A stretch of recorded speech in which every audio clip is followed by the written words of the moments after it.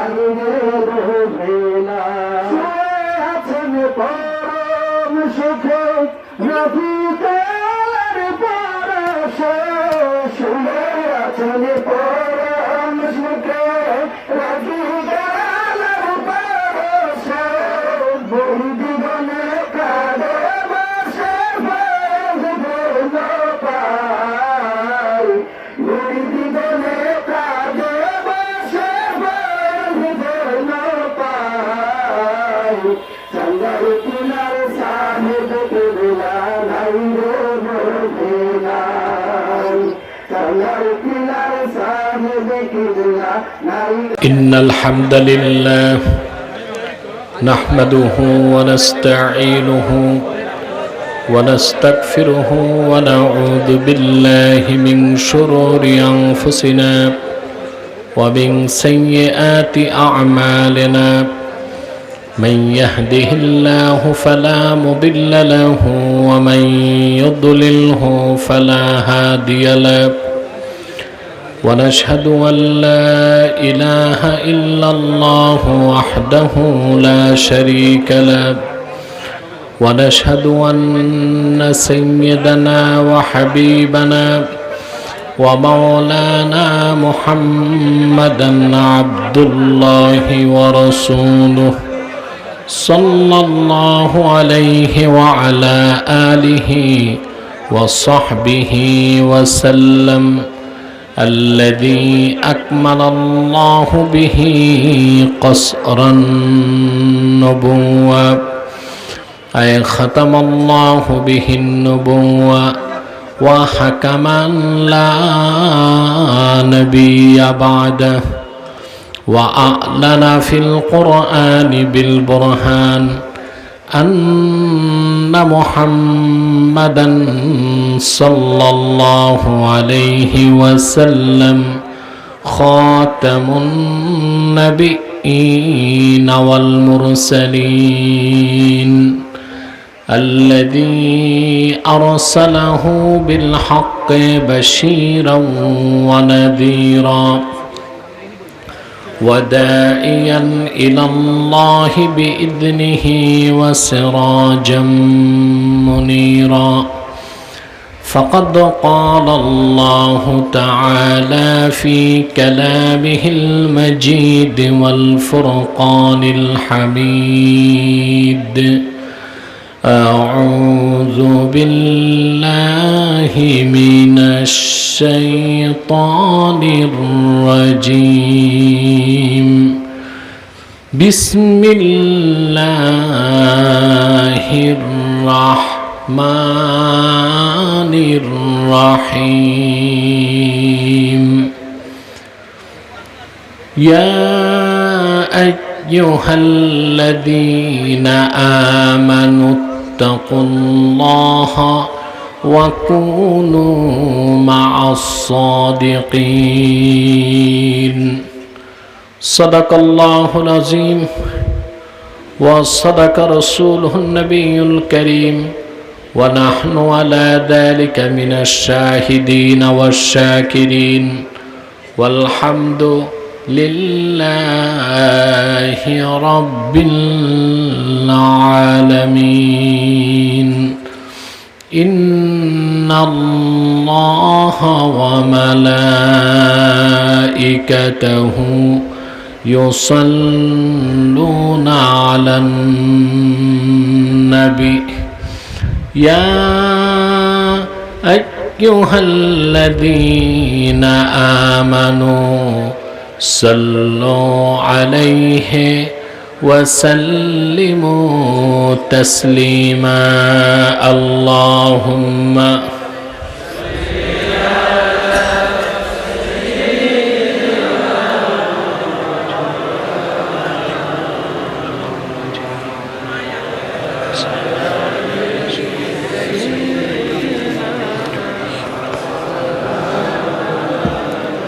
زبان খুলে পড়ুন আল্লাহুম্মা সাল্লি আলা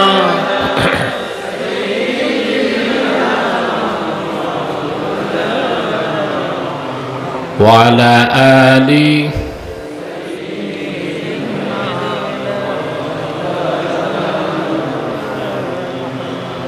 هو الحبيب الذي ترجى شفاعته لكل حول من الأحوال مقتحمي اللهم صل على سيدنا مولانا محمد وعلى آل سيدنا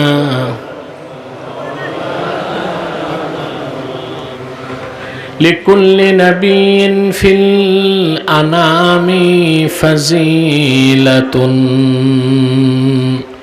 وجملتها مجموعة بمحمد اللهم صل على سيدنا مولانا محمد وعلى آل سيدنا مولانا محمد محمد رسول الله صلى الله عليه وسلم ختم الله به النبوة وحكما لا نبي بعده بلغ العلا بكماله كشف الدجى بجماله حسنت جميع خصاله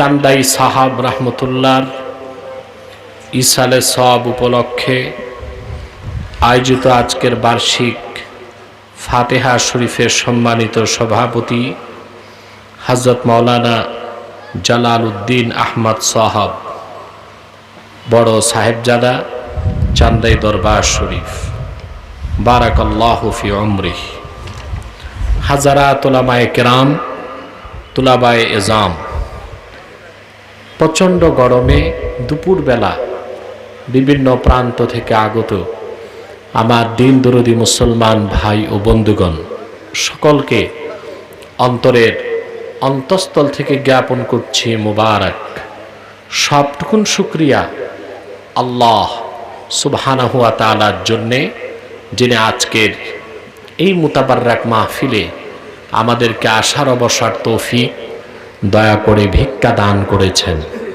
সেজন্য আসুন আমরা সকলে একবার অবনত চিত্তে হৃদয়ের আবেগ অনুভূতি উজাড় করে সমবেত কণ্ঠে বলি আলহামদুলিল্লাহ। অগণিত অসংখ্য দরুদ ও সালাম আল্লাহর সৃষ্টির প্রধান আকর্ষণ বিশ্ব সভার সভাপতি সকল নবী রাসূলগণের মাথার তাজ শামসুল হিদায়াত বদরুদ্দুজা সৈয়দুস সাকালাইন ইমামুল মুরসালিন খাতামুন নবিয়্যিন আল মুরসালিন আফতাবে নবুওয়াত শাহনশাহে রিসালাত সরকারে দো জাহাঁ সুলতানুল মদিনা নবিয়ুল আম্বিয়া হুজুরে আকরম নূরে মুজস্সম নূরুন আলা নূর সৈয়দিনা হাবিবিনা শফিঈনা মাওলানা মুহাম্মদ সাল্লাল্লাহু আলাইহি ওয়াসাল্লামার উপর আল্লাহ জাল্লা যিকরুহু যাকে আজ থেকে ১৫০০ বছর আগে প্রেরণ করেছেন সর্বশ্রেষ্ঠ সর্বশেষ নবী ও রাসূল হিসেবে, যার পরে আজ পর্যন্ত পৃথিবীতে অবশ্যই কোনো প্রকার নবী কিংবা রাসূল অবশ্যই আসে নাই, অবশ্যই এখনো নাই, অবশ্যই কিয়ামত পর্যন্ত আসবে না। সম্মানিত সুধী, আমি আজকে আপনাদের সামনে কোরআন কারীম সূরা তাওবা থেকে ১১৯ নম্বর আয়াতটি তেলাওয়াত করেছি। আমাদের ইহকালীন কল্যাণ এবং পরকালীন মুক্তির জন্য আল্লাহ পাক কি বলেছেন এই আয়াতে, খুব সংক্ষেপে সেই ব্যাখ্যাটি আপনাদের সামনে তুলে ধরার চেষ্টা করব। যদি আল্লাহ পাক আমাকে এবং আপনাদেরকে তৌফিক ভিক্ষা দান করেন, বলুন আল্লাহুম্মা আমিন। স্পিকারটা একটু ঘুরিয়ে দাও, আমার কানে লাগতেছে আওয়াজ, একটু ঘুরিয়ে দাও। সম্মানিত সুধী, ভূমিকাতে আমি একটি কথাই বলবো। আমরা যারা এখানে এসেছি আল্লাহর কোরআনকে কেন্দ্র করে বসে আছি, ঠিক কিনা? যতক্ষণ বসে থাকব আমাদের ঈমানের নূর বাড়তেই থাকবে। খুশি হলেন না? তাহলে বুক ভরে শ্বাস নিয়ে বলেন সুবহানাল্লাহ। যতক্ষণ বসে থাকব ঈমান বাড়তে থাকবে। আল্লাহ পাক কোরআন কারীমের ইরশাদ করেছেন, وَإِذَا تُلِيَتْ عَلَيْهِمْ آيَاتُهُ زَادَتْهُمْ إِيمَانًا وَعَلَى رَبِّهِمْ يَتَوَكَّلُونَ। মুমিনগণের সামনে যখন কোরআনের তেলাওয়াত হয়, কোরআনের তেলাওয়াত তাদের ঈমানকে বহুগুণ বাড়িয়ে দেয়। তাহলে আপনাদের ঈমান বাড়তেছে, এতে আপনারা খুশি না বেজার? যতক্ষণ বসে থাকবেন আল্লাহর রহমতের বৃষ্টি বর্ষণ হতেই থাকবে।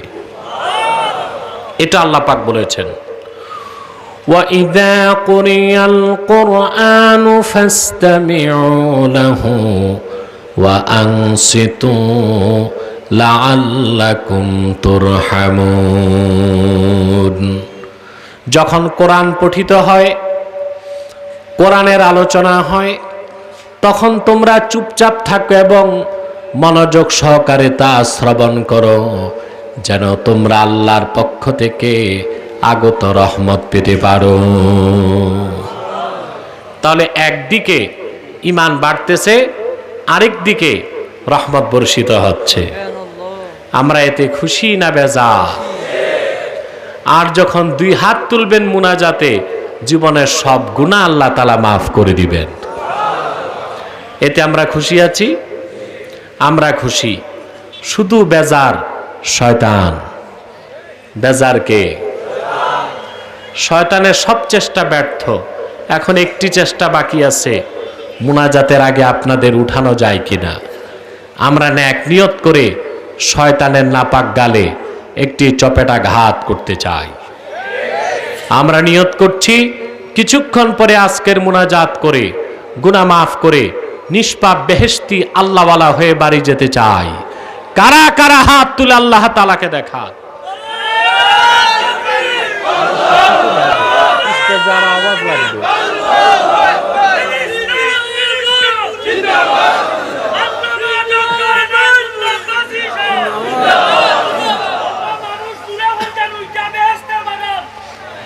আল্লাহ কবুল করুক, বলুন আল্লাহুম্মা আমিন। আসুন এবার আমরা মূল আলোচনায় প্রবেশ করি। আমার সঙ্গে আপনারাও তিলাওয়াত করুন, যেন প্রতিটি অক্ষরের নূর আল্লাহ পাক আমাদের সিনায় উদ্ভাসিত করে দেন। বলেন আল্লাহুম্মা আমিন। পড়ুন আউযু বিল্লাহি মিনাশ শাইতানির রাজীম। বিসমিল্লাহির রাহমানির রাহিম। ইয়া আইয়ুহাল্লাযীনা আমানু তাকুল্লাহা ওয়া কুনু মা'আস সাদিকিন। সাদাকাল্লাহুল আযীম। পড়ুন সাদাকাল্লাহুল আযীম ওয়া সাদাকা রাসূলুহুন নবিয়্যুল কারীম ওয়া নাহনু আলা যালিকা মিনাশ শাহিদিন ওয়াশ শাকিরিন ওয়াল হামদু লিল্লাহি রাব্বিল আলামিন। আল্লাহ পাক পৃথিবীর মানুষকে দুটো নির্দেশ করেছেন সূরা তাওবা 119 নম্বর আয়াতে।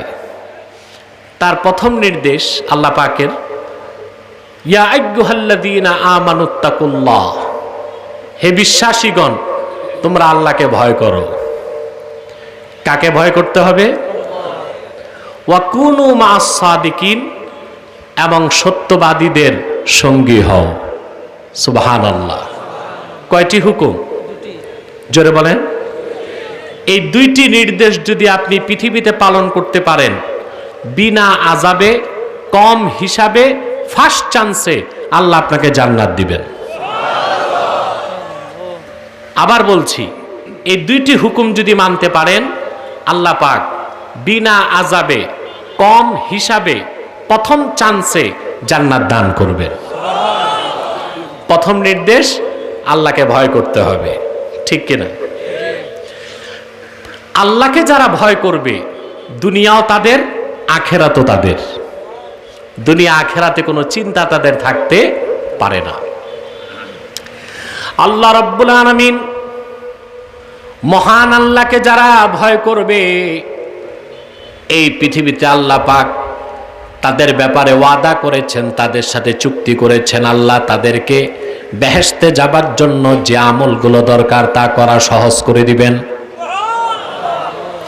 আল্লাহ রাব্বুল আলামিন বলেন, ইয়া আইয়ুহাল্লাযীনা আমানুত্তাকুল্লাহা ওয়া কুলু কাওলান সাদীদা।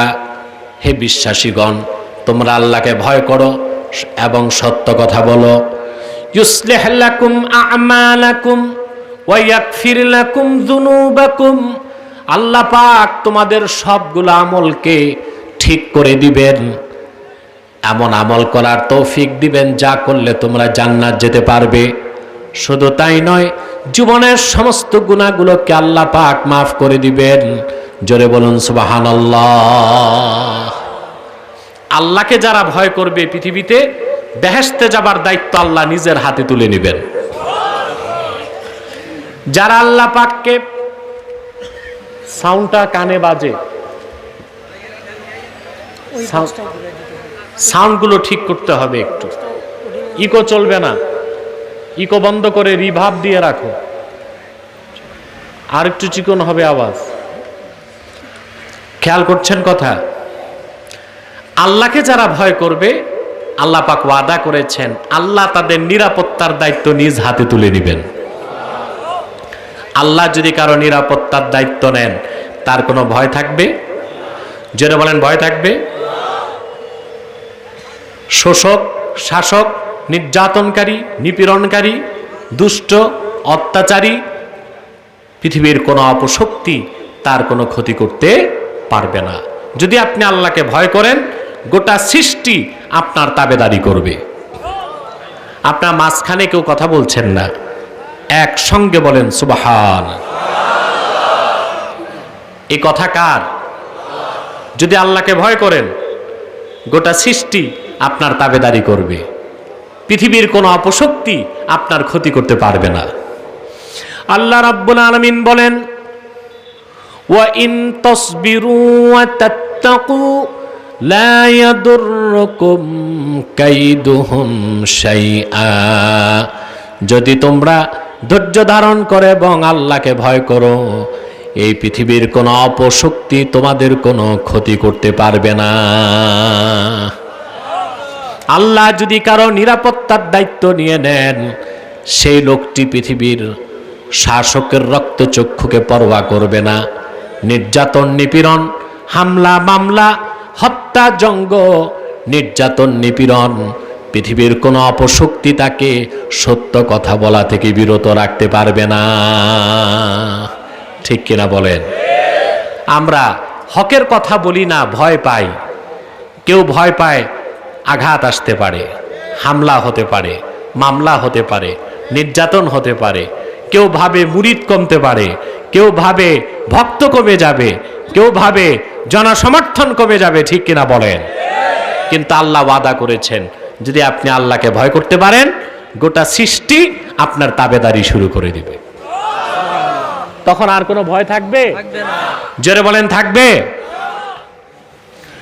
আমার ভাইয়েরা, যদি আপনি আল্লাহকে অন্তর থেকে ভয় করেন, আল্লাহ পাক কোরআন কারীমে ওয়াদা করেছেন আপনার জন্য তিনি জান্নাতকে ওয়াজিব করে দিবেন। বলেন সুবহানাল্লাহ। আমরা কেউ কি জান্নাতের টিকিট পেয়েছি? কথা বলে না। 100% জান্নাতে যাবই এই নিশ্চয়তা আছে? আল্লাহ দিয়েছেন। যদি আপনি আল্লাহকে ভয় করতে পারেন তাহলে আল্লাহ ওয়াদা করেছেন আপনাকে মৃত্যুর সাথে সাথেই তিনি জান্নাত দান করবেন। আল্লাহ রাব্বুল আলামিন কোরআন কারীমে বলেন, ওয়াসারিউ ইলা মাগফিরাতিম মির রাব্বিকুম ওয়া জান্নাতিন আরদুহাস সামাওয়াতু ওয়াল আরদু উইদ্দাত লিল মুত্তাকিন। আল্লাহ পাক বলেন, তোমরা তোমাদের রবের জান্নাতের দিকে এবং মাগফিরাতের দিকে দ্রুত অগ্রসর হও। কোন জান্নাত? যে জান্নাতের প্রশস্ততা আকাশ ও জমিনের প্রশস্ততার সমান।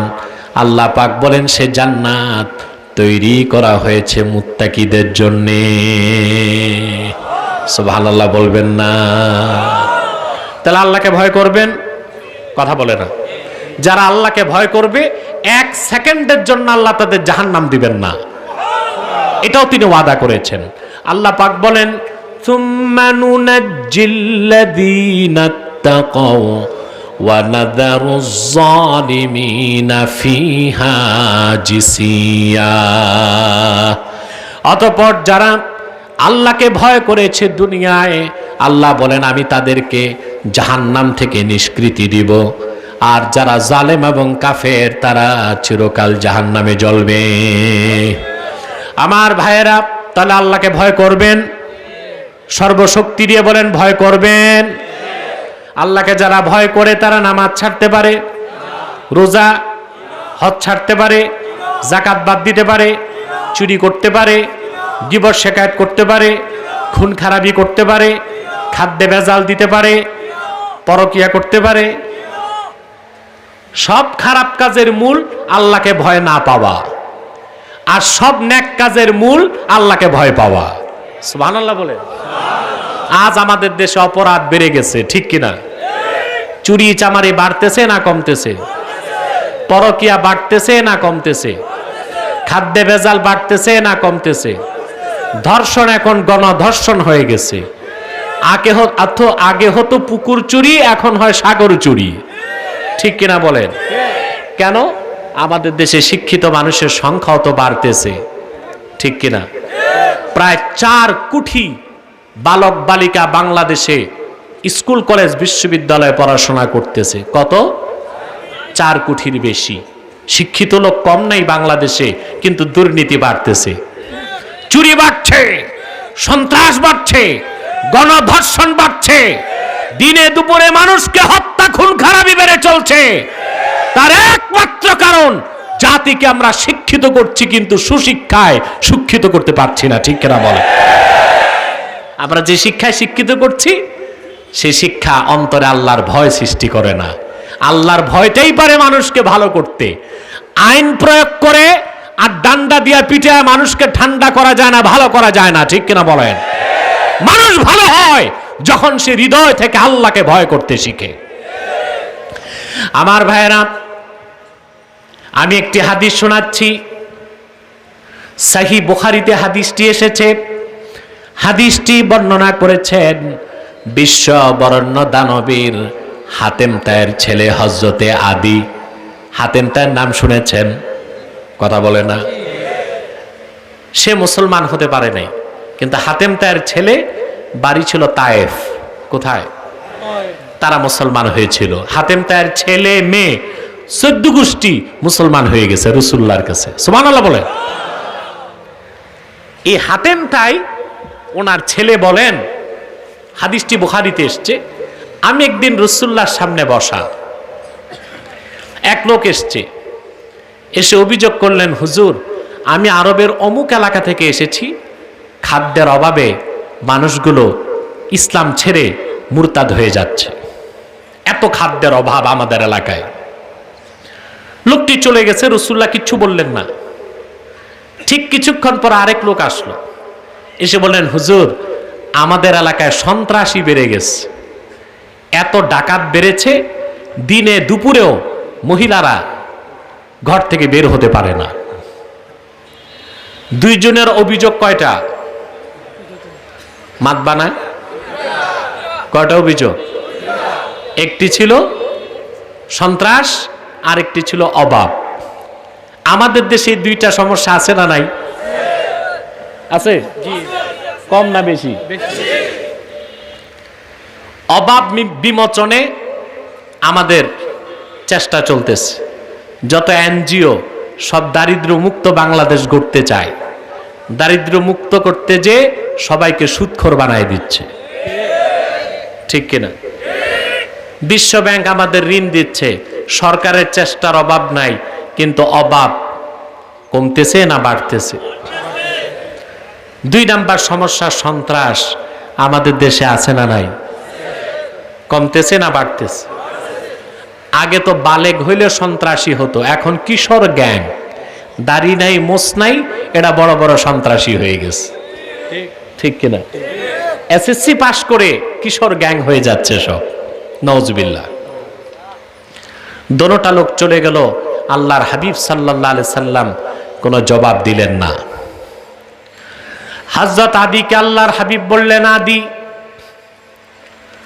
আমার বিদায়ের পর তুমি যদি বেঁচে থাকো, তুমি দেখতে পাবে পারস্য এবং রোম যখন মুসলমানেরা বিজয় করবে, গনিমতের মাল নিয়ে আমার সাহাবীগণ মদিনা মুনাওয়ারার গলিতে ঘুরবে, কিন্তু কোনো অভাবী মানুষ খুঁজে পাবে না দান খয়রাত গ্রহণ করার জন্যে। আল্লাহু আকবার। 2, তুমি যদি আরো কিছুকাল বেঁচে থাকো, দেখতে পাবে একজন চরিত্রবতী সুন্দরী নারী তার তাহিলু মিনাল হেরা হাত্তা তাতুফাল কাবা লা তাখাফু ইল্লাল্লাহ। ইয়ামানের হেরাত শহর থেকে আমার উম্মতের একজন নারী একাই কি উঠের পিঠে সোয়ার হয়ে চলে আসবে, 1000 মাইল দূরে আল্লাহর ঘর কাবা তোয়াফ করে চলে যাবে, আল্লাহ ছাড়া কাউকে ভয় পাবার দরকার হবে না। সুবহানাল্লাহ। আমার নূর নবী সাল্লাল্লাহু আলাইহি সাল্লাম কি এক নূরের সমাজ উপহার দিয়েছিলেন বিশ্ববাসীকে। আল্লাহু আকবার। ওই রকম সমাজকে আমরা গড়তে পারি না? কথা বলে না। ফর্মুলা তো আছে, কোরআনে সুন্নাতে, কোরআনে সুন্নাতে। হযরত আদি বলেন, হযরত ওমরের যুগে রোম, পারস্য এবং রোম যখন মুসলমানদের দখলে চলে আসলো, বাইতুল মালে এত সম্পদ জমা হলো, বাইতুল মালের দায়িত্বে ছিলেন হযরত বেলাল। সুবহানাল্লাহ। হযরত ওমরের যুগে ফাইন্যান্স মিনিস্টার ছিল হযরত বেলাল, অর্থমন্ত্রী। কারণ এই দায়িত্ব তো যাকে তাকে দেওয়া যায় না, এই জন্য হযরত ওমর হযরত বেলালকে অর্থমন্ত্রীর দায়িত্ব দিয়ে দিয়েছিলেন। সুবহানাল্লাহ বলে। হযরত বেলাল এসে হযরত ওমরকে বললেন, ওমর, বাইতুল মালে সম্পদ রাখার কোনো জায়গা নাই। হযরত ওমর বললেন, বেলাল, তুমি বাইতুল মালের দরজা খুলে দাও, যার যা লাগে নিয়ে যাক। সুবহানাল্লাহ বলবেন না? 3 দিন পরে হযরত বেলাল এসে বললেন, আমিরুল মুমিনিন, 3 দিন যাবত বাইতুল মালের দরজা খোলা, ঘোষণা করা হয়েছে যার যা লাগে নিয়ে যাক, কিন্তু মদিনা মুনাওয়ারার একজন মানুষও অভাবের জন্য বাইতুল মালে আসে নাই। রাসূলুল্লাহর সাহাবীগণের জমানায় বাইতুল মালের দরজা খোলা, চুরি তো দূরে থাক, নিতেও কেউ আসে নাই। আর আমাদের দেশে এতগুলো লকার ভেঙ্গে ব্যাংকের টাকা হয় চুরি, ঠিক কিনা বলে? খোলা থাকলে যে আমরা কি করতাম তা তো চিন্তাও করা যায় না, ঠিক কিনা? শোনা যায় বাংলাদেশ ব্যাংকের লকার থেকে টাকা চুরি হয়ে যায়। কত মারাত্মক চোর আমাদের দেশে আছে, কত বড় দুর্নীতিবাজ আমাদের দেশে আছে। আজ আমার মনে পড়ছে বাংলাদেশের স্থপতি বঙ্গবন্ধু শেখ মুজিবুর রহমানের কথা। আমরা দোয়া করব আজকে তার জন্ম শতবার্ষিকী, কিন্তু তার একটি উক্তি আমার মনে পড়েছে আজ। তিনি দুঃখ করে বলেছিলেন, সবাই পায় স্বর্ণের খনি, আমি পেলাম চোরের খনি। আমরা জন্ম শতবার্ষিকীতে শপথ নিতে হবে বাঙালিকে। বঙ্গবন্ধু যেই চোর মুক্ত বাংলাদেশ চাইতো, আমরা ওই রকম একটি দুর্নীতি ও চোর মুক্ত বাংলাদেশ চাই। সেজন্য আমাদেরকে কোরআন সুন্নাহর আদর্শ ছাড়া এই স্বপ্ন বাস্তবায়ন করা কোনোদিন সম্ভব হবে না। হবে? আইন দিয়ে সম্ভব? পিঠায় ডান্ডা দিয়া ঠান্ডা করা সম্ভব না। মানুষকে চরিত্রবান বানাতে হবে, এমন শিক্ষায় শিক্ষিত করতে হবে জাতিকে যেন মানুষ পরকালকে বিশ্বাস করে, আখেরাতকে বিশ্বাস করে, আল্লাহর ভয় যেন অন্তরে আসে। ঠিক কিনা বলেন? কথা বুঝতেছেন? হযরত আদি বলেন, রাসূলুল্লাহর আরেকটি ভবিষ্যৎবাণী বাকি ছিল। মনে আছে আপনাদের? কথা বলেন। মাতবানা তো মাতো। রাসূলুল্লাহর আরেকটি ভবিষ্যৎবাণী বাকি ছিল। আমি হজ করতে গেলাম, কাবাঘর তাওয়াফ করে আল্লাহর ঘরের সামনে দাঁড়িয়ে আছি। এমন সময় দেখলাম মরুভূমির বুক চিরে একটা আরোহী আসতেছে। সুবহানাল্লাহ। কাছে আসার পরে দেখলাম উটের পিঠে একটি মহিলা বসা আছে। পর্দার আড়াল থেকে অনুমান করতে পেলাম মহিলাটি প্রচন্ড সুন্দরী এবং কম বয়সী। তার সমস্ত শরীরের মধ্যে স্বর্ণালঙ্কার সজ্জিত আছে। আদি বলেন, আমি আমার দৃষ্টি মাটির দিকে করে জিজ্ঞেস করলাম, মা তুমি কোত্থেকে এসেছো, কেন এসেছো? তিনি বললেন, আমি ইয়ামানের হেরাত শহর থেকে এসেছি আল্লাহর ঘর তওয়াফ করার জন্যে। আল্লাহু আকবার কবীরা। আমার নূর নবী সাল্লাল্লাহু আলাইহি ওয়াসাল্লাম এই যে একটি নূরানি সমাজ, একটি নূরময় সমাজ, একটি সোনার সমাজ উপহার দিয়েছিলেন বিশ্ববাসীকে তাকওয়ার ভিত্তিতে। ঠিক কিনা বলে? আল্লাহর ভয় সৃষ্টির মাধ্যমে। অতএব আল্লাহকে ভয় করতে হবে। রাজি আছেন?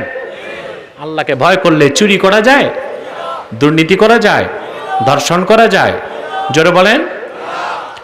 হযরত ওমর রাদিয়াল্লাহু তাআলা আনহুর ছেলে আব্দুল্লাহ ইবনে ওমর রাদিয়াল্লাহু তাআলা আনহুমা, তিনি একদিন মক্কা শরীফে হাঁটতেছেন। আওয়াজ বোঝা যাচ্ছে তো স্পষ্ট? মক্কা শরীফে তিনি হাঁটতেছেন, এমন সময় দেখলেন এক রাখাল বকরির পাল নিয়ে নামতেছে। কি নিয়ে? হাজার হাজার বকরি। ওনার খুব লোভ লাগছে এতগুলো বকরি দেখে। তিনি রাখালকে বললেন, বিনি শাতাম মিনাল গানাম, একটি বকরি আমার কাছে বিক্রি করো। রাখাল বলল, হুজুর আমি বকরি বিক্রির ক্ষমতা রাখি না, বকরির তো মালিক আছে, তার অনুমতি ছাড়া বিক্রি করা তো জায়েজ নাই। সুবহান। ইবনে ওমর আল্লাহর ভয় কতটুকু আছে তা দেখতে চাইলেন। তিনি বললেন, ভাই একটা বকরি তুমি আমার কাছে বিক্রি করে টাকাটা পকেটে রেখে দাও। বলে, না আমার মালিক প্রচন্ড বুদ্ধিমান, বকরি বের করার সময় গনে, আবার ভিতরে নেওয়ার সময় আমি ধরা খেয়ে যাব। তো তিনি তার তাকওয়া যাচাই করার জন্য বলেন, ঠিক আছে তুমি বলে দিও মালিককে, কাদ আকালাহু যিবু, কাদ আকালাহা যিবু, একটা বকরি বাঘে খেয়ে ফেলছে, আর তুমি টাকাটা পকেটে রাখো। বুদ্ধিটা সুন্দর না? কথা বলেন। রাখালটি ইবনে ওমরকে জবাব দিলেন, আব্দুল্লাহ বিন ওমর, আমি আমার দুনিয়ার মালিককে যদি বলি একটি বকরি বাঘে খেয়েছে, সে তো বিশ্বাস করবে, আমি বেঁচে যাব, টাকা আমার পকেটে থাকবে। কিন্তু তোমার কাছে আমার প্রশ্ন, ফাআইনাল্লাহ, সকল মালিকের যিনি মালিক আল্লাহ, ওনার চোখকে কিভাবে আমি ফাঁকি দিব? এরই নাম তাকওয়া। সুবহানাল্লাহ। আল্লাহর ভয়। কার ভয়? হযরত ওমর রাদিয়াল্লাহু তাআলা আনহু একদিন হাঁটতেছেন, বিপরীত পাশ থেকে আসতেছিলেন কাবুল আহবার। নাম শুনছেন? কাবুল আহবার নাম শুনছেন? উনি ছিলেন তাবেঈ। তাবি হইল কোরআনের তাফসীর খুব বুঝতেন। আব্দুল্লাহ বিন ওমর কাবুল আহবারকে বললেন, হাদ্দিসনি আনিত তাকওয়া। ওরে কাবুল আহবার, আল্লাহ কোরআনে যে তাকওয়ার কথা বলেছেন সে তাকওয়ার ব্যাখ্যাটা কি আমাকে একটু দাও। তিনি বললেন পাল্টা জবাবে, হাল আখাস্তা তরিকান দা শাওকিন ইয়া খলিফাতা রাসূলিল্লাহ। ওহে ওমর, আপনি কি কোনোদিন কণ্টকাকীর্ণ পথে হেঁটেছেন নাকি? কাটা বিছানো পথে হেঁটেছেন নাকি? হযরত ওমর বললেন, একবার নয় বহুবার হেঁটেছি। কাবুল আহবার বললেন, কেমন করে হেঁটেছেন? তিনি বলেছেন, সাবধানে হেঁটেছি, যেন একটি কাটাও আমার শরীরে না লাগে, কাপড়ে না লাগে। কাবুল আহবার বললেন, হযরত ওমর, এরই নাম তাকওয়া। এই দুনিয়ায় আল্লাহ পাক যা কিছু হারাম করেছেন প্রত্যেকটা হারাম মুমিনের জন্য এক একটা বিষাক্ত কাঁটার মতো। সুদ খাওয়া একটা কাঁটা, ঘুষ একটা কাঁটা, জানা একটা কাঁটা, গীবত একটা কাঁটা, চুরি একটা কাঁটা, দুর্নীতি একটা কাঁটা, পরকিয়া করা একটা কাঁটা, প্রত্যেকটা হারাম এক একটা কাঁটা। মুমিন যখন আল্লাহর ভয়তে দুনিয়াতে এই সব হারামের কাঁটা থেকে তার ঈমান আমলকে রক্ষা করবে, এর নাম তাকওয়া, আর সেই মহা সাধকের নাম মুত্তাকি। তাহলে আমরা আল্লাহকে ভয় করব। রাজি আছেন? জোরে বলেন, রাজি আছেন? আর সন্তানদের ভিতরে আল্লাহর ভয় তৈরি করার চেষ্টা করব। আজকে যুবকরা ধ্বংস হয়ে যাচ্ছে নেশার মাধ্যমে, ঠিক কিনা? গাঁজা, হেরোইন, চরস, ভাং, ইয়াবা, বাবা, ঠিক কিনা? সামনে আসবে দাদা, দেখবেন আপনারা।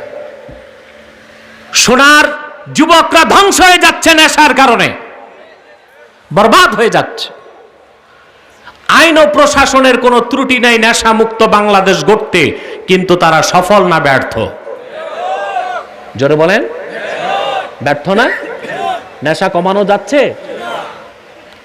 আল্লাহর নামে হলফ করে বলেন, যেই ছেলেটি 5 ওয়াক্ত নামাজ পড়ে তাকে নেশা করতে দেখেছেন? যুবকরা জোরে বলো, দেখেছেন? মাদ্রাসার কোন ছাত্রকে নেশা করতে দেখেছেন? তারপরও তো যত দোষ নন্দ ঘোষ। কাফের মুশরিক রামবাম নাস্তিকদের দূরবীনটাই মাদ্রাসার দিকে। মাদ্রাসার ছাত্ররা কি করলো ওইটা দেখার জন্য ওদের দূরবীন না, অনুবীক্ষণ যন্ত্র নিয়ে বসে আছে। সাদা কাপড়ে হালকা দাগ দেখা যায়, ঠিক কিনা? এই জন্য মাদ্রাসাওয়ালাদের ছোট ছোট অপরাধ তোমাদের চোখে পড়ে। দুই একটা বিচ্ছিন্ন ঘটনার কারণে বাম আর রামরা দাবি তুলেছে মাদ্রাসা বন্ধ করে দিতে। তাহলে পাল্টা আমি বলবো, গণধর্ষণ কোন মাদ্রাসায় হয় নাই, তোমাদের কলেজে হয়েছে। তোমাদের বিশ্ববিদ্যালয়ের টিএসসির মোড়ে কোন নারী সম্ভ্রম নিয়ে হেঁটে যেতে পারে না। তোমাদের জাহাঙ্গীরনগর বিশ্ববিদ্যালয়ে ধর্ষণের সেঞ্চুরি হয়েছে। বিশ্ববিদ্যালয় তাহলে বন্ধ করে দাও, স্কুল কলেজ বন্ধ করে দাও। সাবধান, রামবাম নাস্তিকরা হুঁশিয়ার করে দিচ্ছি, বাংলাদেশ যতদিন থাকবে মসজিদও থাকবে, মাদ্রাসাও থাকবে। সেদিকে দৃষ্টি দিলে চোখ খুলে ফেলবে জাতি, ঠিক কিনা বলেন? এদেশের এক একটি মাদ্রাসা বাংলাদেশের ইমানদারদের এক একটি ক্যান্টনমেন্ট, ইমানের ঘাঁটি, ঠিক কিনা বলেন? যতদিন এদেশে মাদ্রাসা থাকবে বাংলাদেশের স্বাধীনতা, সার্বভৌমত্ব শত্রুর হাত থেকে নিরাপদ থাকবে ইনশাআল্লাহ, ঠিক কিনা বলেন? নেশা করে বেনামাজি যুবকরা, 5 ওয়াক্ত নামাজ পড়ে এমন যুবক নেশা করে আপনি দেখাতে পারবেন না, ধর্ষণ করে আপনি দেখাতে পারবেন না, ইপটিজিং করে আপনি দেখাতে পারবেন না। পারবেন? সাউন্ডটা বাড়াও, কথা বুঝতেছেন? তাহলে আল্লাহকে ভয় করবেন আর সন্তানদের ভিতরে আল্লাহর ভয় সৃষ্টি করবেন। পারবেন না ইনশাআল্লাহ?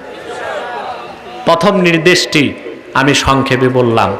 তারপর আল্লাহর দ্বিতীয় নির্দেশ, ওয়াকুনু মাস সাদিকিন, সত্যবাদীদের সঙ্গী হও। পীর বানাবেন কাকে, নেতা বানাবেন কাকে, তা আপনাকে সিদ্ধান্ত নিতে হবে কোরআন সুন্নাহর মানদণ্ডে। দেশে তো পীরের অভাব নাই, ঠিক কিনা? এক এক ব্র্যান্ডের পীর। নারায়ণগঞ্জে এক পীর বের হয়েছে হিজরা, এটা পুরুষও না মহিলাও না। বাংলাদেশে অনেক বক্তাও আছে হিজরা, চোখে কাজল, কানে কাজল, সোনো, পাউডার, পারফিউম, অনেকটা বুঝাই যায় না এটা পুরুষ না মহিলা না ক্লিপ, ঠিক কিনা? পুরুষরা লাগাবে সুরমা, কি লাগাবে না কাজল লাগাবে, পাউডার, মেকআপ, এগুলো তো মহিলাদের সাজগোজ, এগুলো বক্তা বা পীরদেরকে মানায় না, ঠিক কিনা বলেন? কথা বুঝতেছেন? পীরের দেশে অভাব নাই। সরকার যদি জরিপ করে দেখা যাবে পীর বেশি না মুরিদ বেশি, আমি জানি না, পীর বেশি হবে, ঠিক কিনা? পীর বেশি। আপনার পীর হইতে বাংলাদেশে দুইটা কাজে আমি দেখেছি পড়াশোনা লাগতেছে না এখন, এক বক্তা হইতে আর এক পীর হইতে। বক্তা হইতে পড়াশোনা লাগে না, গলা একখানা আছে, আর যদি একটু সুর দিয়া কথা বলতে পারে, আর যদি মাইকেল জ্যাকসনের মতো একটু নাচ দিতে পারে, মুরিদের অভাব হয় না, ঠিক কিনা? ওয়াজের অভাব হয় না। এইসব ভণ্ড বক্তার পীররা ওয়াজ করে না আওয়াজ করে? মানুষ ওয়াজে আসে হেদায়েত পেতে, এখন এদের ওয়াজে গেলে মানুষ ঈমান নষ্ট হয়, ঠিক কিনা? কথা বলেন। অধিকাংশ পীর বাংলাদেশে শিরক করছে। আল্লাহওয়ালা পীরের কাছে যাওয়া ওয়াজিব, কিন্তু ভণ্ড পীরের কাছে যাওয়া হারাম না, কবিরা গুনাহ, ঠিক কিনা? কোন ভণ্ড পীরের কাছে যাওয়া হিন্দুদের ব্রাহ্মণ, খ্রিস্টানদের পাদ্রী আর ইহুদিদের পুরোহিতের কাছে যাওয়ার মধ্যে কোনো পার্থক্য নেই, আছে? কথা বলেন। কোনো পার্থক্য নেই। ভণ্ড পীর আর পুরোহিতে পার্থক্য শুধু পোশাক। পার্থক্য কি? শুধু পোশাক, আর কোনো পার্থক্য নাই। এরা মানুষকে বেঈমান বানায় দিচ্ছে। আল্লাহর ওলিদের মাজার জিয়ারত করা সওয়াবের কাজ, ওখানে যে কপাল ঘষা শিরকি কাজ। আমরা মাজার জিয়ারতকে সমর্থন করি, মাজার পূজাকে সমর্থন করতে পারি না। আল্লাহওয়ালা পীরের কাছে যাওয়াকে আমরা সমর্থন করি, কিন্তু পীরকে সাজদা করা, পীরের বুড়া আঙ্গুল চুষে, এইসব তো পীর পূজা, ঠিক কিনা বলে? আহলে সুন্নাত আহলে হকের মাজার জিয়ারতের সাথে দুশ্মনী নাই, মাজার পূজার সাথে দুশ্মনী। হক্কানি পীরের সাথে দুশ্মনী নাই, পীর পূজার সাথে দুশ্মনী, ঠিক কিনা বলে? তাহলে নেতা আর পীর ধরতে হবে কাকে? আল্লাহ বলে দিয়েছেন কুনু মাস সাদিকিন, সত্যবাদীদের সঙ্গী হও। সুবহানাল্লাহ বলবেন না? কেন? প্রশ্ন আসে না? আমার ভাইয়েরা, আল্লাহ পাক সত্যবাদীদের সঙ্গী হতে কেন বললেন? ইসলামের মধ্যে আল্লাহ পাক চারটি এলেম রেখেছেন, শরিয়ত, তরিকাত, হাকিকাত, মারেফাত। বলেন সুবহানাল্লাহ। কয়টা এলেম? শরিয়ত বাদ দিয়া মারেফত আছে? কথা বলে না। যদি কেউ বলে আমাদেরটা মারেফত, শরিয়তের বিরুদ্ধে, ওইটা মারেফত না, ওটা মাইরের পথ। ওইটা কি? আচ্ছা ভাই, শুনেছেন কখনো দুধ ছাড়া মাখন হয়? কথা বলে না। আল্লামা সাহরওয়ার্দী আওয়ারিফুল মাআরিফ কিতাবের মধ্যে লিখেছেন, আশ-শরীআতু কাল্লাবানি ওয়াল মারিফাতু কাজ-জুবদা। শরীয়ত হচ্ছে দুধের মতো, আর মারিফত হচ্ছে সেই দুধের মাখনের মতো। শরীয়ত ছাড়া, দুধ ছাড়া যেমন মাখন হতে পারে না, শরীয়ত ছাড়া কোনোদিনও মারিফত হতে পারে না, ঠিক কিনা বলেন? হবে? হবে? ভণ্ড পীরেরা ভণ্ডামি করে, দোহাই দেয়, কয় ভেদ আছে। কি আছে? ইসলামে কোনো ভেদ নাই, ইসলামে কোনো ছেদ নাই। আল্লাহ রসুল বলেছেন, আমি তোমাদের জন্য এমন একটা দিন ইসলাম রেখে গেলাম, লাইলুহা ওয়া নাহারুহা সাওয়া, যে দিন ইসলামের দিন রাত সমান। ইসলামে কোনো অস্পষ্টতা নাই, কোনো বক্রতা নাই, কোনো ভেদ নাই, কোনো ছেদ নাই। রাসূলুল্লাহর রক্ত ঝরা দিন ইসলাম মধ্যাহ্নের দিবাকর সূর্যের চেয়ে স্পষ্ট, ঠিক কিনা বলেন?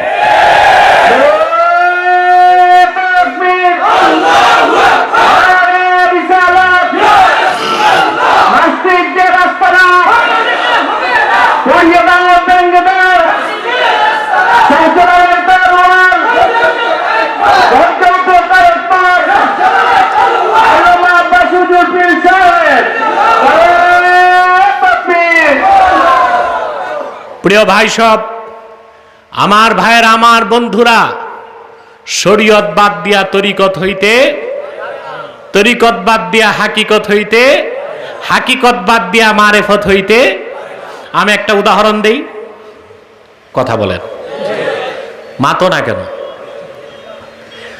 আমাদের প্রত্যেক মুসলমানের মন চায় জীবনে একবার কাবা ঘর দেখব, হজ করতে। এখন মন চাইলেই কি যেতে পারবেন? প্রথম কি লাগবে? পাসপোর্ট। কি লাগবে? পাসপোর্ট কিনবেন কি মুদি দোকান থেকে? আপনাকে অথেন্টিক সোর্স যেতে হবে, ঠিক কিনা? অনেক নিয়ম কানুন আছে। আপনি 10 লাখ টাকা দিলেও নগদ পাসপোর্ট পাবেন না, নিয়মে যেতে হবে। ছবি তুলবেন, ঠিক কিনা? রেজিস্ট্রেশন করবেন, ফর্ম পূরণ করবেন, নির্ধারিত সময়ে পুলিশ ভেরিফিকেশনের পর পাসপোর্ট পাবেন। নিয়ম আছে না? কথা বলেন। এখন আপনি প্লেনে বসে চলে যাবেন আরবে, লাগবে কি? ভিসা। কি লাগবে? সেটার জন্য যেতে হবে সৌদি এমবেসিতে। ওখানে অনেক নিয়ম কানুন পালন করবেন, আপনি পাবেন ভিসা। এখন প্লেনে উঠে দৌড় দিবেন, লাগবে কি? টিকেট। ভিসা পাসপোর্ট দেখালে আপনি পাবেন টিকেট। এত নিয়ম কানুনের পর আপনি প্লেনে যে একটা সিট পাইলেন, ঠিক কিনা? সিটে বসলেন, বসার পরই চলে গেলেন আরবে। প্লেন নির্ধারিত সময়ে টেক অফ করবে, ঠিক কিনা?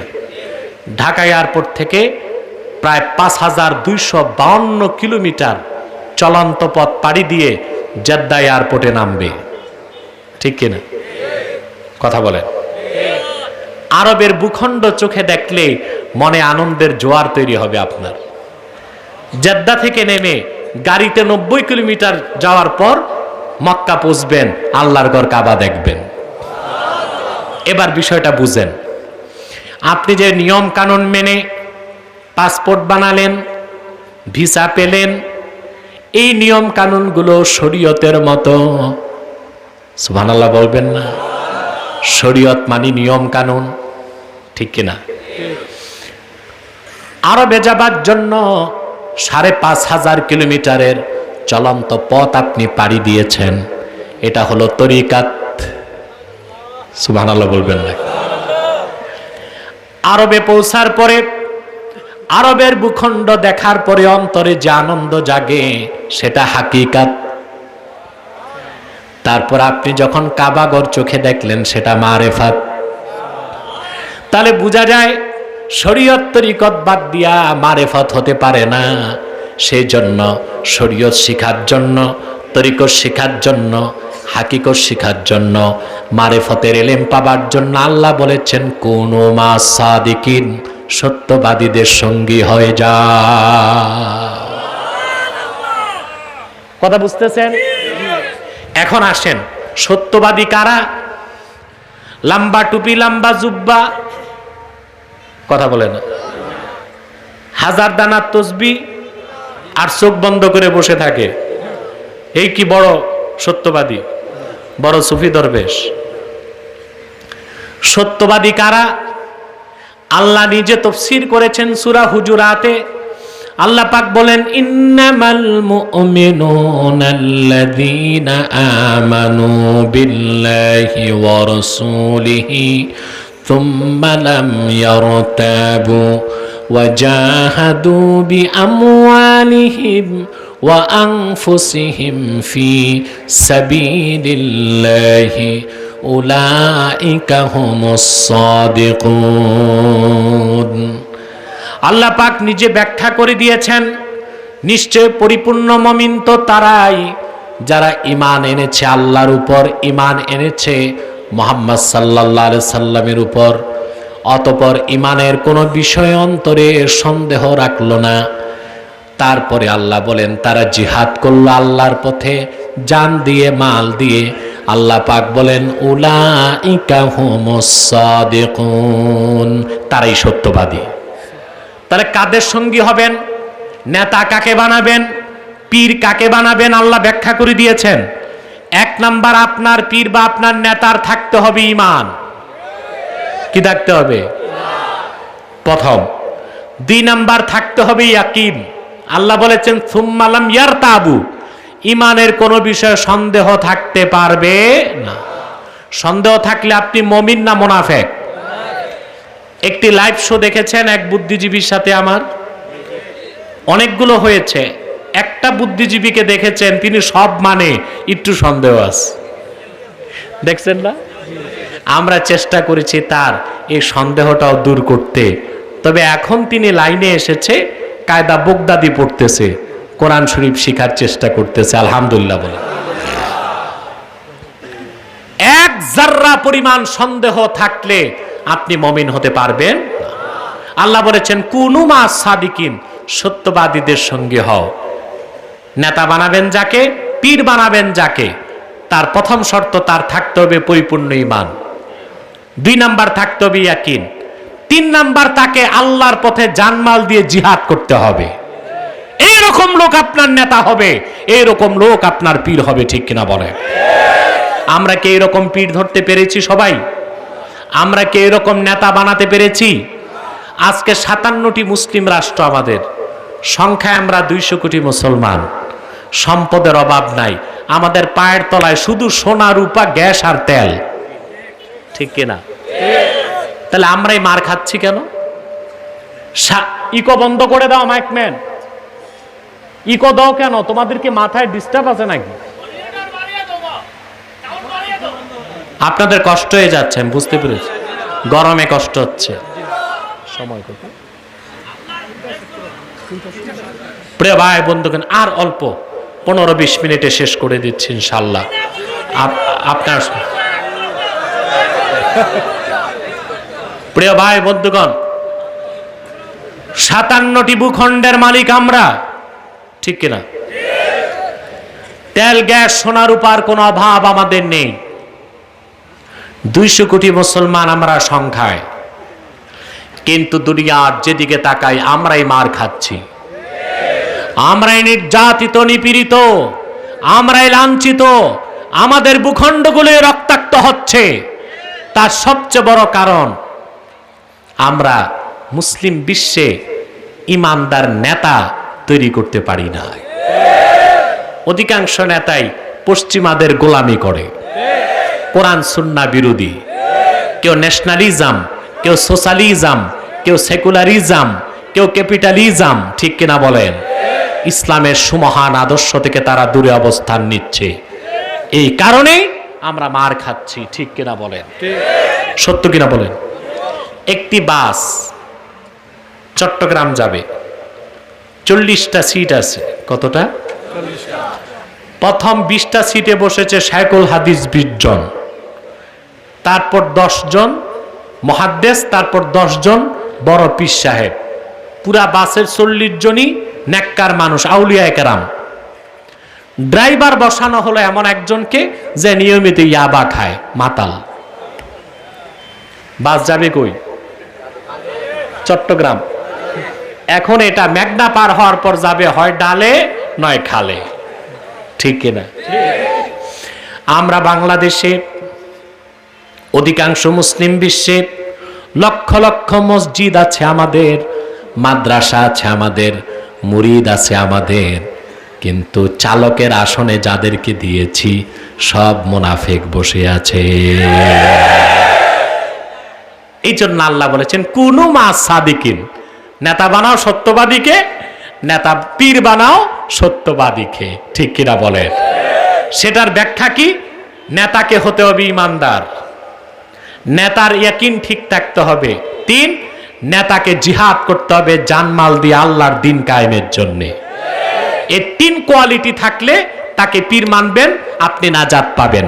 তাকে নেতা মানবেন, আপনি নাজাত পাবেন। নতুবা আপনারা যতই সুফি দরবেশ আর আউলিয়া কেরাম হন, চালকের আসনে যাদেরকে দিচ্ছেন ওরা মাতাল, ওরা আপনাকে নেবে ডালে নয় খালে, ঠিক কিনা বলে? আমাদের ভাগ্যের পরিবর্তন আমরাই করতে পারি না, ঠিক কিনা বলে? শুধু মাঠ গরম করে আমরা চাই ইসলাম কায়েম করে ফেলবো। আপনাকে পদ্ধতিতে আগাতে হবে, ঠিক কিনা বলেন? 10 মিনিটে মাঠ গরম করে দিলেন, বক্তাও চলে গেছে, শ্রোতাও চলে গেছে, আর গরম নাই, ঠিক কিনা? না, এইভাবে হবে না। আমাদেরকে সত্যবাদীদের সঙ্গী হতে হবে, ঠিক কিনা বলেন? নেতাও বানাবেন সত্যবাদী, পীরও বানাবেন, কথা বলে না, মনে থাকবে? মসজিদে যারা নামাজ পড়ায়, মসজিদে, এটাকে বলা হয় ইমামতে সোগরা, ছোট নেতৃত্ব।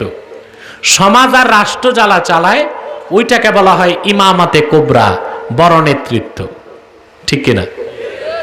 আমরা যখন ছোট নেতা বানাই মসজিদে, তখন কত যাচাই বাছাই করি। 6 মাস পত্রিকায় সার্কুলেশন দেয়, কামেল পাস, দাওরা পাস, কারি সাব, 2 সন্তানের জনক, বিবাহিত ইমাম চাই, ঠিক কিনা? তারপর শুরু হয় ইন্টারভিউ। কি শুরু হয়? ইন্টারভিউ 6 মাস চলে। ইন্টারভিউ নিতে কোনো আলেম আসে না, ইন্টারভিউ নেয় আল্লামা সভাপতি আর আল্লামা সেক্রেটারি। খোঁজ নিলে দেখা যাবে সভাপতি সুদখোর, সেক্রেটারি ঘুষখোর। সত্য। আল্লাহ বলে দিয়েছেন কুনু মা সাদিকিন, সত্যবাদীদের সঙ্গী বানাও। আমরা সত্যবাদীদের নেতা বানাই না। যত পঞ্চায়েত কমিটি, মসজিদ কমিটি, মাদ্রাসা কমিটি, নেতৃত্ব কর্তৃত্ব দিচ্ছি বেনামাজি, সুদখোর আর ঘুষখোরের হাতে, ঠিক কিনা বলে? পরিবর্তন নাই আমাদের সমাজের, ঠিক কিনা? ওই যে বাসে প্যাসেঞ্জার 40 জন আউলিয়া কেরাম, ড্রাইভার কি? ড্রাইভার মাতাল। তো বাদ যায় কই? খালে নয়, ঠিক কিনা? আল্লাহ বলেছেন কুনু মা সাদিকিন, ওই যে ড্রাইভার ওটা সত্যবাদী বানাও, তাহলে সে তোমাদের সত্যের পথে নিয়ে যাবে, ঠিক কিনা বলে? আফসোস ভাইরা, ইমাম সাহেব নিযুক্ত করার সময় কত যাচাই বাছাই করেন। এটা ছোট নেতা, কিন্তু সমাজের রাষ্ট্রের ইমাম যাদেরকে বানিয়েছেন তাদের কাছে কোরআনের কোনো এলেম নাই, নামাজ নাই, আমানতদারি নাই, সত্যবাদিতা নাই, সহি আকীদা নাই, ইসলামের দরদ নাই, ঠিক কিনা বলেন? এটাই আমাদের মুসলিম বিশ্বের পতনের একমাত্র কারণ। সেজন্য আল্লাহ পাক বলেছেন ইয়া আইয়ুহাল্লাযীনা আমানুত্তাকুল্লাহ ওয়া কুনু মা'আস সাদিকিন, হে মুমিনগণ তোমরা আল্লাহকে ভয় করো এবং সত্যবাদীদের সঙ্গী হয়ে যাও। আল্লাহওয়ালা বুজুর্গের সংস্পর্শে যাবেন না কেন? এলমে মারেফত শিখার জন্য, ঠিক কিনা? শরীয়ত শিখতে যেমন মাদ্রাসায় যেতে হয় না, কথা বলে না? কোরআনের তাফসীর শিখার জন্য মুফাসসির লাগে, হাদিসের জন্য মুহাদ্দিস, ফতোয়ার জন্য মুফতি। এলমে মারেফত শিখার জন্য যার কাছে যাবেন তাকেই আল্লাহ বলেছেন সাদিকিন, তিনি হক্কানি পীর বা নেককার শেখ বা বুজুর্গ, বলেন সুবহানাল্লাহ। সোহবত ছাড়া মারেফত অর্জন হয় না। হক্কানি পীরের কাছে কেন যাবেন? তার সোহবতে গেলে এলমে মারেফত পাবেন। আমি তার একটা দলিল সহিহ বুখারী থেকে দিচ্ছি, কিতাবুল ইলমের হাদিস। মুসা আলাইহিস সালাম একদিন ওয়াজ করতেছেন, কে? এক ইহুদি বনি ইসরাইল মুসা আলাইহিস সালামকে সে প্রশ্ন করছে, ইয়া মুসা হাল তা'লামু আহাদান আ'লামা মিনকা? মুসা আল্লাহর আকাশের নিচে বর্তমানে তোমার চেয়ে বড় আলেম কেউ আছে নাকি? প্রশ্নটা জটিল না? কথা বলে না। মুসা আলাইহিস সালাম বলে ফেলছেন, না, বর্তমানে আমার চেয়ে বড় আলেম কেউ নাই। আল্লাহ তাআলা নারাজ হয়ে গেছেন। ফাআওহাল্লাহু ইলা মূসা ইয়া মূসা বাল আবদুনা খাদির। সঙ্গে সঙ্গে আল্লাহ পাক ওহী নাজিল করে মূসাকে ধমক দিয়ে বললেন, মূসা, তোমার চেয়ে বেশি ইলম আছে আমার এক বান্দা, এখনো বেঁচে আছে, তার নাম হযরতে খাদির। নামটা খাদির, আপনারা বলেন খিদির, শুদ্ধ উচ্চারণ কি?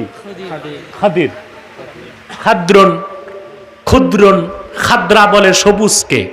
তিনি যেখানে বসতেন সবুজ ঘাস হয়ে যেত, এর জন্য ওনার নাম কি? খাদির। হযরত খাদির। কথা বুঝতেছেন? এবার মূসা নবী আল্লাহর কাছে বলেন, আল্লাহ, তুমি আমার কাছে তাওরাত নাজিল করছো, আমি বনি ইসরায়েলের এত বড় নবী, আমার কাছে এই ইলম নাই যে ইলম খাদিরের কাছে আছে, ওইটা আমারে শিখতে হবে। সুবহানাল্লাহ বলবেন না? পীরি মুরিদের যে দরকার আছে না নাই? আমি দলিল দিচ্ছি, কথা বুঝতেছেন? সোহবত লাগে কি লাগে না, আমি দলিল দিচ্ছি। আল্লাহ পাক মূসা নবীকে বললেন, মাজমাউল বাহরাইন, দুই সমুদ্রের মিলন স্থানে গেলে খাদিরকে তুমি পাবা। বিরাট ঘটনা তা বলছি না, মূল কথাটা বলছি। হযরত মূসা গেলেন, হযরত খাদিরের সাথে সাক্ষাৎ হলো। হযরত মূসা খাদিরকে বললেন, হুজুর, আল্লাহর হুকুমে আপনার কাছে আসছি, আপনার কাছে যে একটা ইলম আছে ওইটা আমি শিখব। হযরত খাদির প্রস্তাব নাকচ করে দিস। তিনি বললেন যে, ইন্নাকা লান তাসতাতিআ মাইয়া সাবরা। মূসা, এটা খুব কঠিন কাজ, যে ইলম শিখতে আসছো তুমি ধৈর্য ধারণ করতে পারবে না। মূসা আলাইহিস সালাম বললেন যে, না, আমি ইলম শিখবো। সুবহানাল্লাহ। রওনা হলেন দুইজন, মোট ছিলেন তিনজন, মূসা, খাদির আর হযরত যুন্নুন ইউশা। উনি একজন নবী, উনি একজন নবী। ওনার নাম ছিল কি? ইউশা। আর ডাক নাম ছিল যুন্নুন, মাছওয়ালা। ওনার হাতে মাছ ছিল। কি ছিল? এক জায়গায় তারা নদী পার হবেন, নৌকাতে উঠছেন। নৌকাওয়ালারা এই তিন বুজুর্গ পেয়ে ফ্রি পার করে দিছে নৌকা। বুখারীতে এসেছে, বিগায়ের নাউল আয় বিগায়ের উজরাত, পারিশ্রমিক ছাড়া পার করে দিয়েছেন।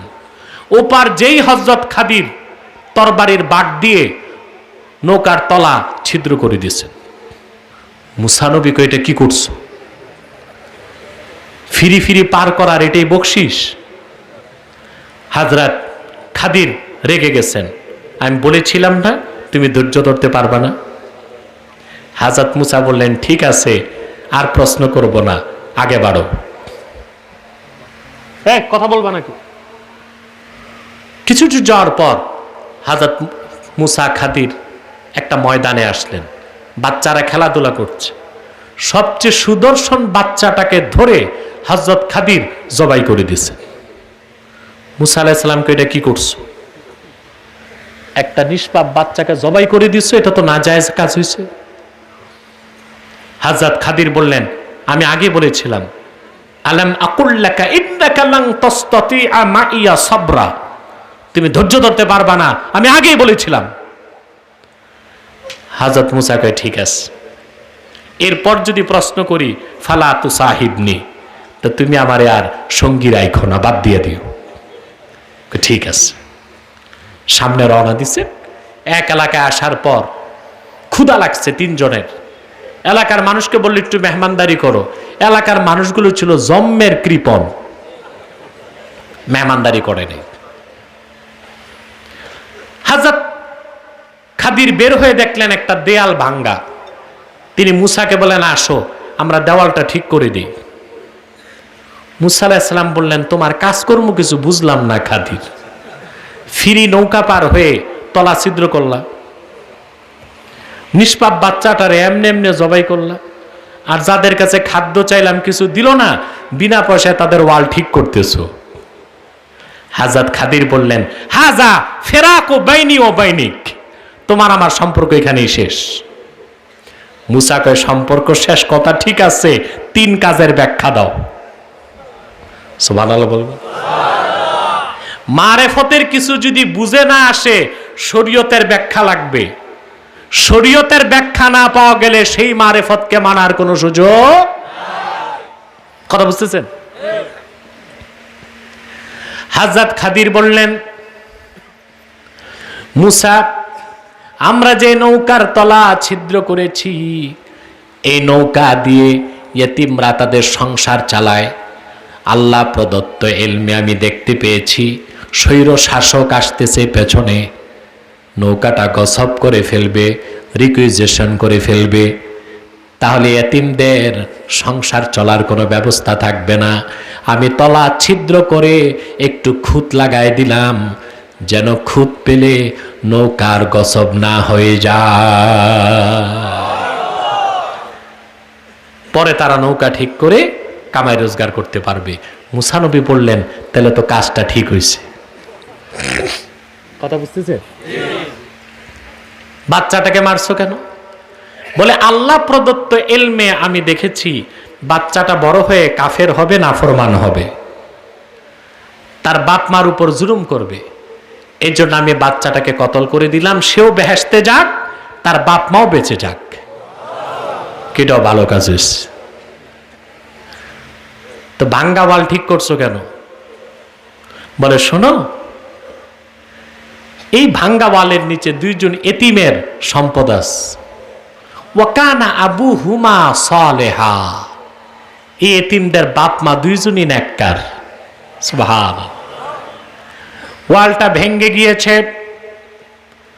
সম্পদ বেরিয়ে আসলে চোরের হাতে চলে যাবে, সেজন্য আমি ওয়ালটা করে দিলাম, যেন এতিমের মাল নষ্ট না হয়, বড় হয়ে তারা তাদের সম্পদ বুঝে নিবে। মুসা নবী বললেন, এই কাজটাও তাহলে ঠিক হয়েছে।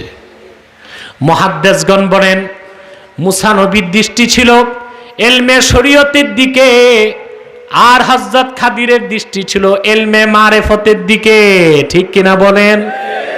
তাহলে মারিফত আছে না নাই? কিন্তু তা হতে হবে শরীয়তের গণ্ডির মধ্যে। এর বাইরে গেলে ওইটা আর মারিফত থাকবে না, ওইটা হবে মাইরের পথ। ঠিক কিনা? তাহলে আল্লাহওয়ালা নেককার সত্যবাদী সঙ্গী হতে হবে মারিফত শিখার জন্য। রাজি আছেন? কিন্তু তাই বলে কোন ভণ্ড পীরের কাছে যাবেন না, কারণ আল্লাহ বলেছেন কুনু মা সাদিকিন, আর ভণ্ড পীররা হচ্ছে কাযিবিন, মিথ্যাবাদী। ঠিক কিনা বলেন? ওরা মানুষের সম্পদ অন্যায়ভাবে ভক্ষণ করে, ওরা মানুষকে শিরক শিখায়, কুফর শিখায়, ওদের কাছে ভণ্ডামি ছাড়া কিচ্ছু নাই, নাচানাচি ছাড়া আর কি আছে ওদের কাছে? একদিকে নারী, আরেকদিকে পুরুষ। ঠিক কিনা বলেন? তারপরে লাইট বন্ধ করে নাচানাচি করে, এটার নাম দিয়েছে মারিফত। নাউজুবিল্লাহ বলেন। গান বাদ্য যে হারাম আপনারা জানেন?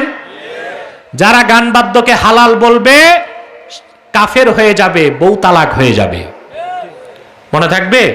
হানাফি, শাফি, মালিকি, হাম্বলি 4 মাযহাব একমত। কদ ইন আকাদাল ইজমাউ আলা আন্না সামাআতাল গিনা ফিসকুন ওয়াল জুলুসা ফি মাজলিসিহা নিফাকুন ওয়াত তালাজ্জুজা বিহা কুফরুন। 4 মাযহাব একমত, গান বাদ্য শোনা হারাম, গান বাদ্যের মজলিসে যাওয়া মুনাফিকি, গান বাদ্য শুনে স্বাদ উপভোগ করে তাকে বৈধ মনে করা কুফরি। কিছু ভণ্ড পীর, ভণ্ড বক্তা বলে খাজা বাবা নাকি গান গাইছেন, এই কথা কোনো কিতাবে।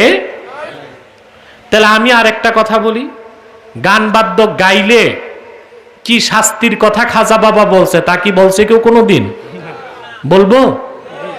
আমার খাজা বাবা বলেছেন, যে হারামজাদা গান বাদ্য করে ওরে ধরে হাত বাঁধো, মাথার চুল চাষো, তারপর মাথার তালুর মাঝখানে একটা সুপারি রেখে কাঠের খরম দিয়া 10টা বাড়ি লাগাও।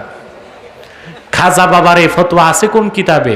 খাজা বাবা গান গাইছেন, এই কথা যেই কিতাবে আছে ফতোয়াটা ওই কিতাবেই আছে। তো কিতাব আনো তোমারটা, এক কিতাবই তো দুইটা। আমারটাও দেখাই, তোমারটাও দেখাই, তোমারটাও নাই আমারটাও নাই, মামলা ডিসমিস, খারিজ। তার মানে গান বাদ্য হারাম, ঠিক কিনা বলেন? সাবধান, বন্ডপীরদের কাছে যাবেন, চিল্লায় বলেন যাবেন। আল্লাহ বলেছেন কুনু মা সাদিকিন, নেতা বানাবেন সত্যবাদী, নেতা বানাবেন, পীর বানাবেন সত্যবাদী।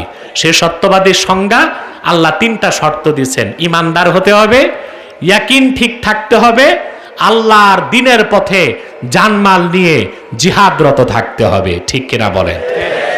আমাদের অধিকাংশ পীর সাহেবের মধ্যে হন জিহাদ তো দূরে থাক, মিছিল মিটিং এর কথা শুনলে পীর সাহেব যাইয়া গোর চিল্লা শুরু করে, ঠিক কিনা?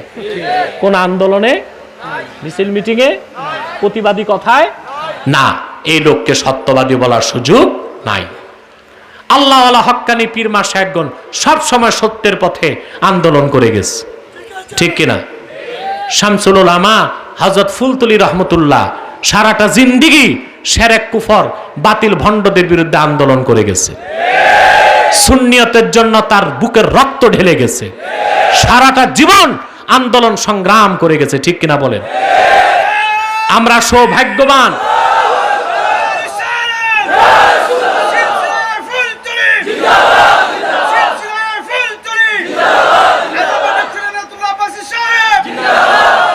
আপনারা আনন্দিত হবেন। চান্দাই দরবার শরীফের মরহুম পীর সাহেবের কলিজার টুকরা সন্তান 2 জন এখানে উপস্থিত আছে। বড় সাহেবজাদাকে আমি তাহরিকে খাতমে নবুয়ত বাংলাদেশ সিলেট মহানগরের দায়িত্ব দিয়েছি। আলহামদুলিল্লাহ, খাতমে নবুয়তের আন্দোলনের চেয়ে বড় কোনো আন্দোলন নাই, খাতমে নবুয়তের জিহাদের চেয়ে বড় কোনো জিহাদ নাই। এই জিহাদের কাজে যে আগিয়ে এসেছে, আমি মনে করি কুনু মা সাদিকিন, এ সাদিকিনের মেজদাক হতে পেরেছে। আলহামদুলিল্লাহ, বলেন আলহামদুলিল্লাহ। সহযোগিতা করে যাবেন, পারবেন না ইনশাআল্লাহ?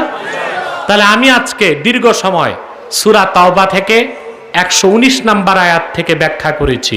আল্লাহর কয়টা হুকুম মানবেন? আল্লাহকে ভয় করো, সত্যবাদীদের সঙ্গী হও, কামিয়াব হয়ে যাবেন, উজ্জ্বল হয়ে যাবে জীবন। সাদাকাল্লাহুল আযীম ওয়া সাদাকা রাসূলুহুন নবিয়ুল কারীম ওয়া নাহনু আলা যালিকা মিনাশ শাহিদিন ওয়াশ শাকিরিন। আলহামদুলিল্লাহ রাব্বিল আলামিন। মুনাজাতের আগে যারা রোডে আছেন, প্যান্ডেলে জায়গা নাই, আপনারা রাতে মুনাজাতে বিদায় মুনাজাত করবেন।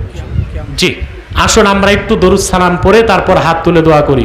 সাল্লাল্লাহু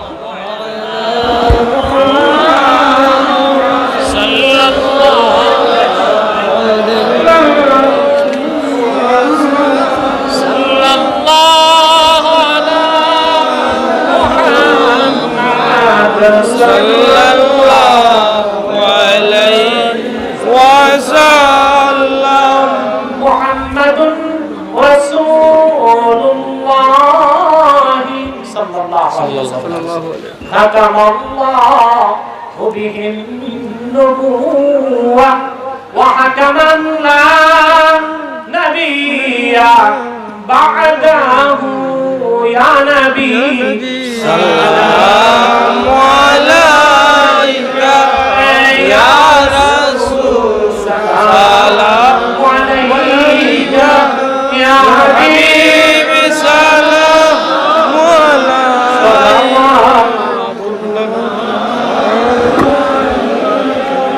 بلغ العلا بكماله كشف الدجى بجماله حسنت جميع خصاله صلوا عليه বসে যান ربنا تقبل منا إنك أنت السميع العليم وتب علينا إنك أنت التواب الرحيم আল্লাহ তাআলা চান্দাই সাহেব রহমতুল্লাহর ইসালে সওয়াব উপলক্ষে বার্ষিক মাহফিলে দুপুর বেলা প্রচন্ড গরমে তোমার হাজার হাজার নেককার বান্দা পর্দার আড়ালের মা বোন নিয়ে হাত তুলেছি। এতগুলো মানুষের মধ্যে যার দুটো হাত তোমার ভালো লাগে আল্লাহ, তার দুটো হাতের বিনিময়ে আমাদের জীবনের সব গুনাহ তুমি মাফ করে দাও। আল্লাহ তাআলা রব্বুল আলামিন, হৃদয়ের গভীর থেকে দোয়া করি আল্লাহ, তোমার আখিরি নবী নূর নবী আমার মুহাম্মদ সাল্লাল্লাহু আলাইহি ওয়াসাল্লাম আজ থেকে ১৫০০ বছর আগে দুনিয়ার থেকে বিদায় নিয়েছেন। হায়াতুন নবী হিসেবে জান্নাতুল ফেরদাউস রওজা মুবারকে বিশ্রাম নিয়েছেন। আল্লাহ তাআলা জীবনে একবার তোমার আখিরি নবী নূর নবী আমার মুহাম্মদ সাল্লাল্লাহু আলাইহি ওয়াসাল্লামের জান্নাতুল ফেরদাউস রওজা মুবারক উপস্থিত হয়ে গো আল্লাহ, তোমার হাবিবের নূরের কদমে দরুদ ও সালামের হাদিয়া দেবার আগে আল্লাহ তুমি ডাক দিও না।